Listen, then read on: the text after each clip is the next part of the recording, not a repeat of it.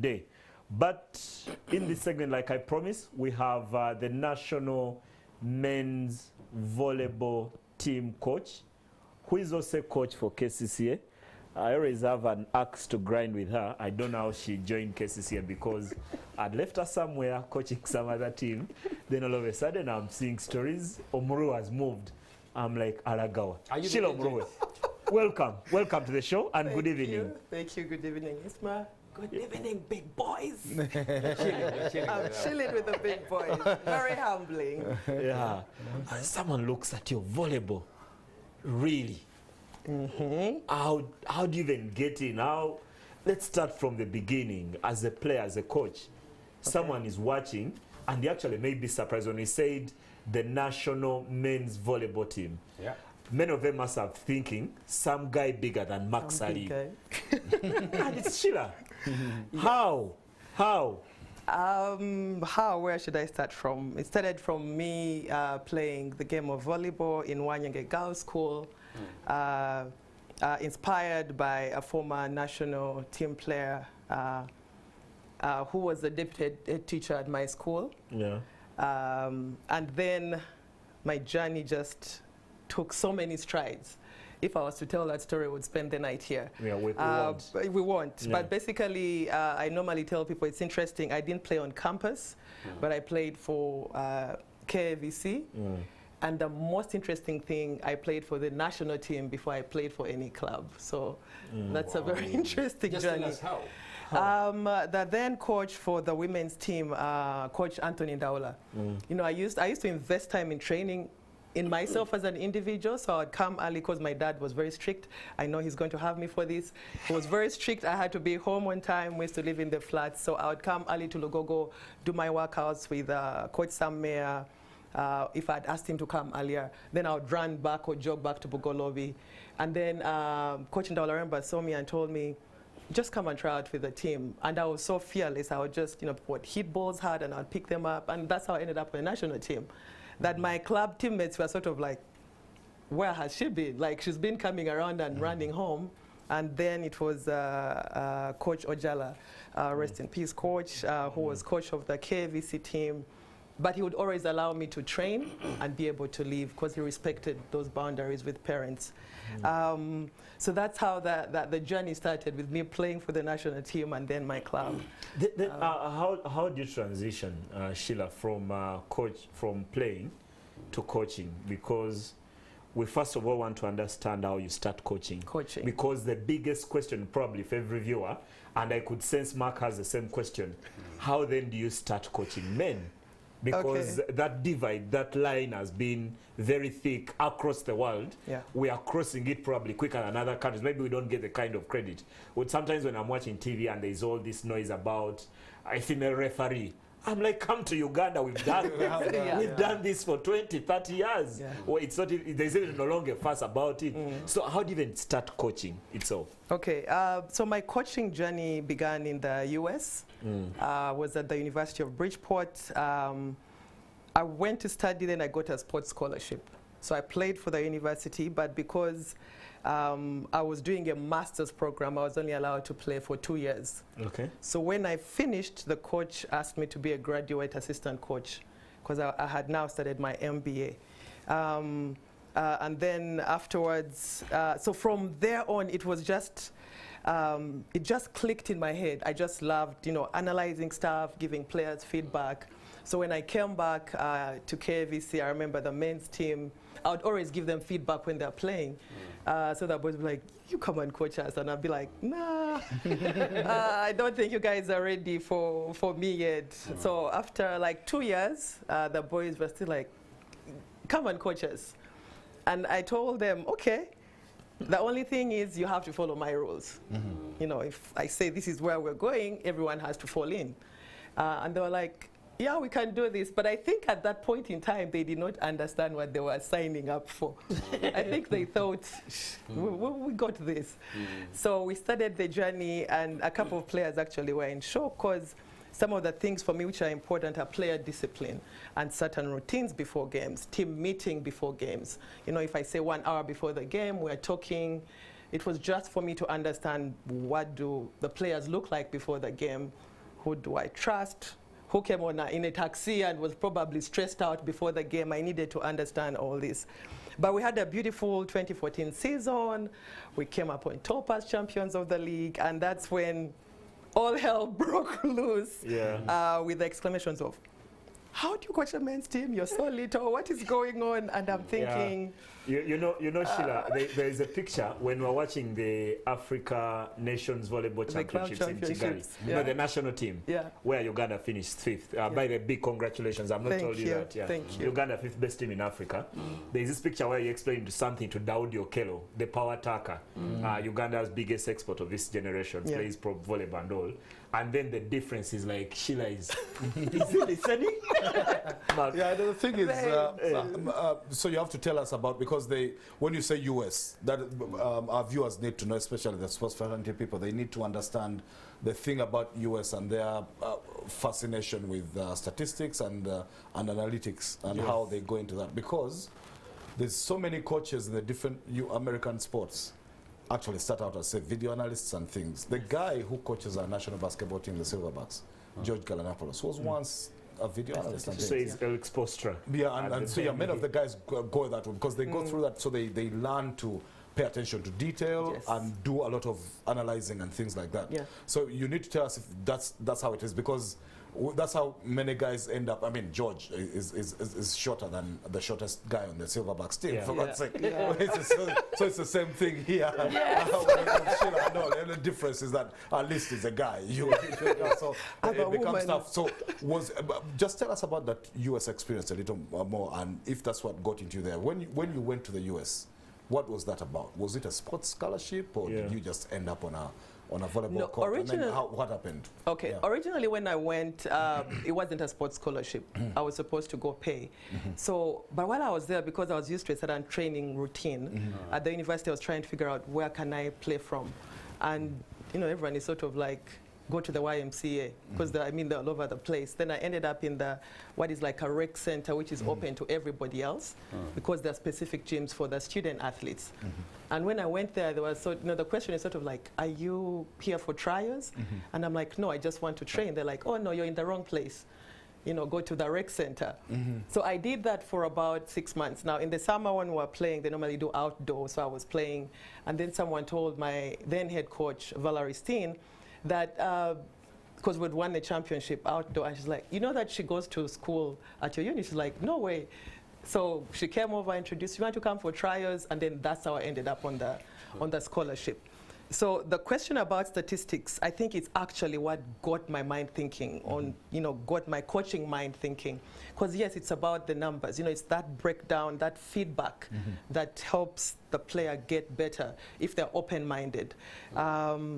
So like Mark, you were saying, it's that detail and looking at the opponent and watching the videos and seeing how am I going to beat the opponent, what are these traits they have or they do all the time, and you're trying to play against them.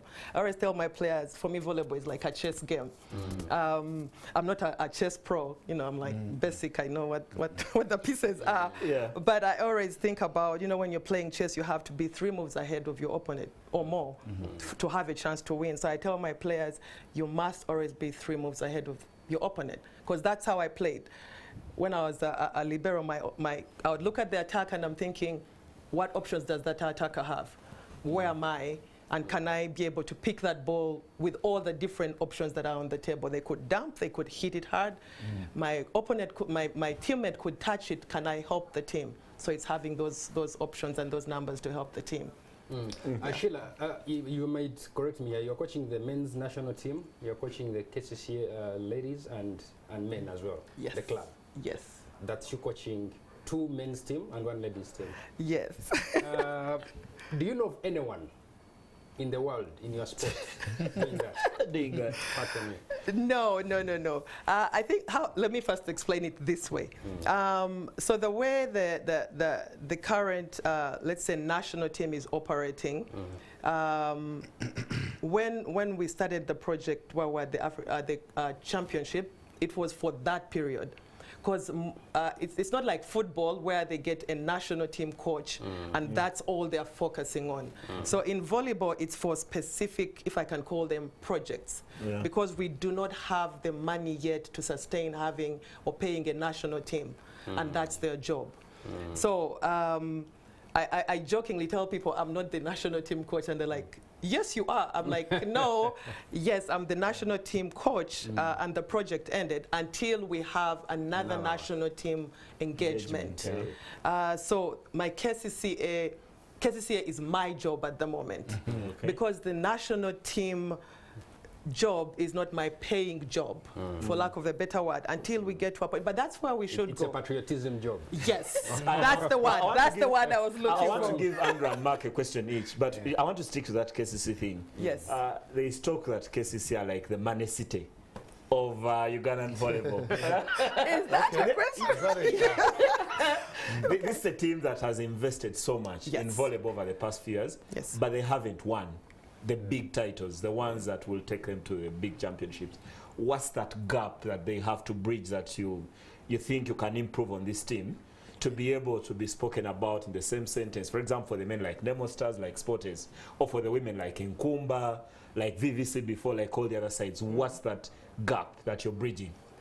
Okay, KCC is definitely doing a very good job right now in not only volleyball, the footballs and everything. Even the boxing, even the boxing, the basketball. So they are investing in sport generally. So yes, on the volleyball front, it's very critical for us to have such partners on board. And I just joined them in November, and my assessment, I'm laughing because my chairman is probably going to hold me for this, because he was like, you're coming this way. So even while you were telling me, how did I end up this way? This way, You blame Mr. Ivan Kiria.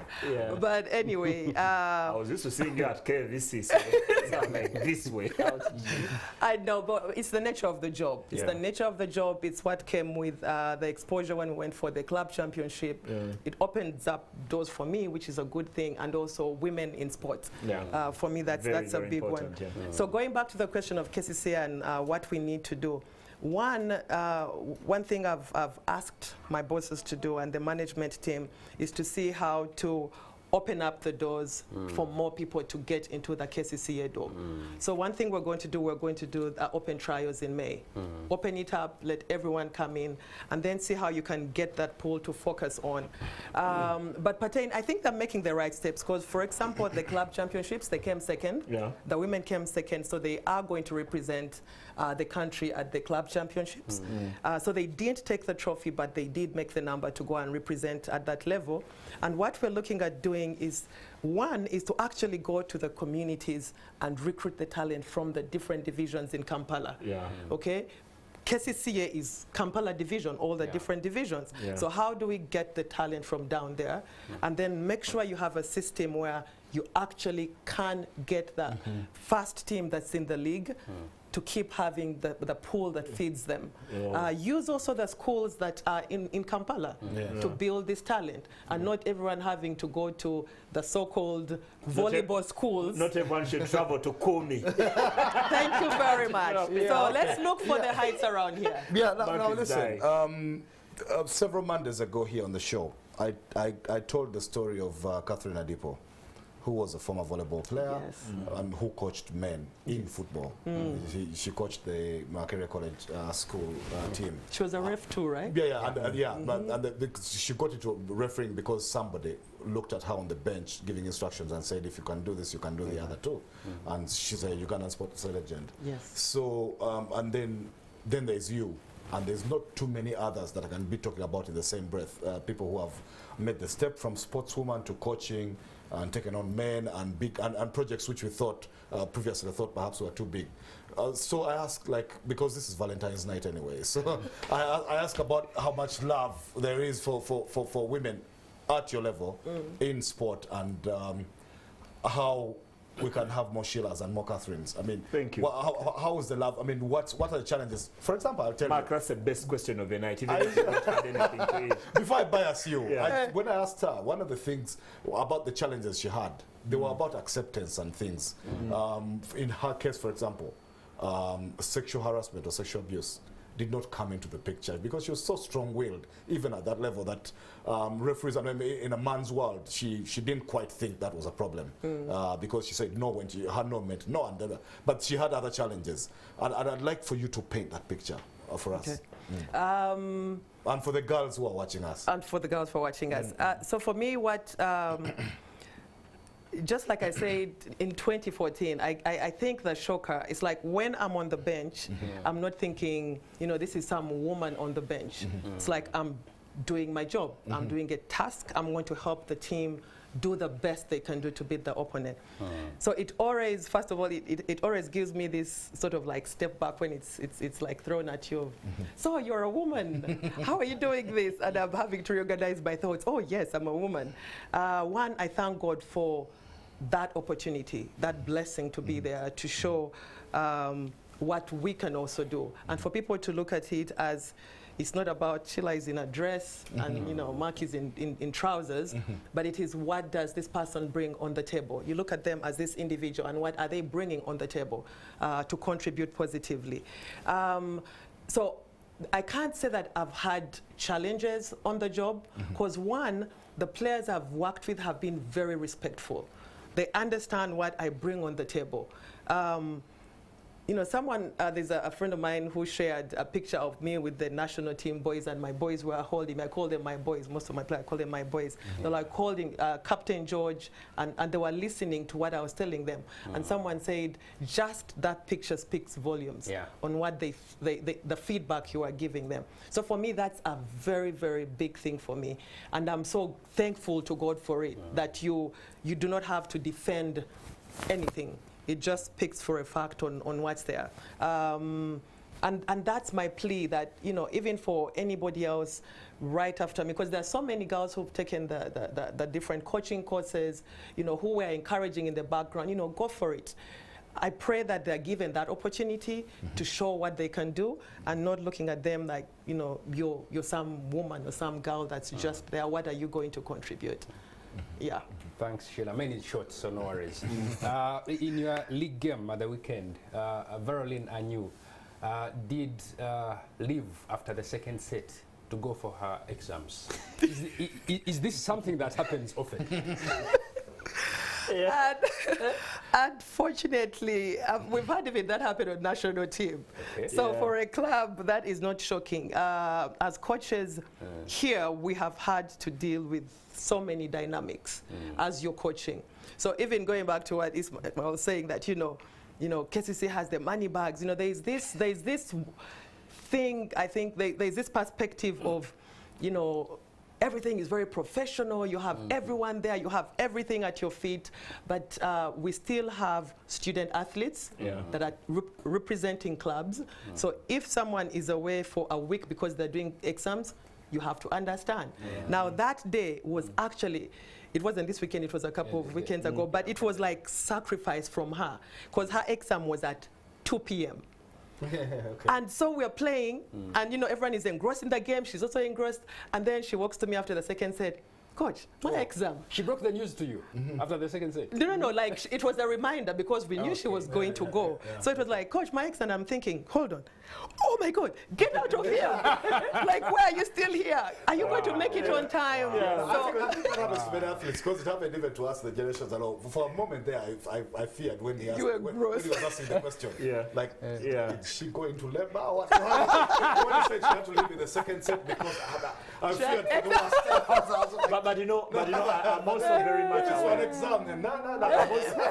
I think for the benefit of the viewers, also very much aware that volleyball and rugby probably depend on student athletes more than all the other sports. I think probably everyone on that floor for the volleyball and on the grass, Chadondo Legends, is a student. Probably 80% of them have to leave at some point and go do their exam. But Shilla, we want to let you go. But before we do, I want to just give a projection of what you want to do next, besides I want to come when the league is being decided in November, and there is KCCA. That's what I want. November. It's going to be in April. In April. It's going to be much earlier. Okay, the season after. The season's changed. The season they changed. We're now trying to follow the FIVB schedule so that our international players take part in the national events and so on. So, the ambition. There's a tweet she needs to listen to about the question, which is good for all of us. Okay. And this is from Albert Ahabwe, basketball. So he says, yes, Andrew, there's someone else here coaching that many teams. Nick Natuhereza coaches the Gazelles, UCU Cannons, and the women, plus JT Jaguars. Actually, he beats you by one? Shilla, final word. But I thought you asked that from a gender perspective, actually, when you asked that. Actually, I asked her in her sports, but I think it's good information. Good information. Good information from Albert. Thanks to Albert, yeah. Shilla, your ambition? So, league ends in April. That's when the playoffs are going to be on. Do you want my prediction, or you just want my... Your season... No predictions, Are you please. taking it? Yes. Okay. Yes, on one front. Yes, emphatically. So what we're trying to do right now is focus, one, the ladies, to make sure that we get into the playoffs, and then we see how to push through to the finals. Because once you get in that playoff zone, it's a new ball game. You have to come punching every single game. For the men, we were talking about the whole student thing going on. I have like 80%, 90% students. People have gone back to school, and literally. But we're also trying to make sure with what we have, we get everyone focusing and playing. Overall, when you look at the league, one, first of all, as national team coach, excited to have everyone back on the floor. So that it's not rusty when you're calling the national team. For the most part, I go to watch games and people are sort of like, do you have a game today? Is KCC playing? And I'm like, no, I'm watching my players. And they know I always come and I'm still reminding them of certain things as national team players. So one, it's exciting to see also the pool, because even the Serie B and C, you can still see some young talent that's there that we need to keep an eye on, some good heights we need to keep an eye on. So for me, it's exciting for the fact that as volleyball, we're back, and I'm excited to see what happens come April and how the season is closed off.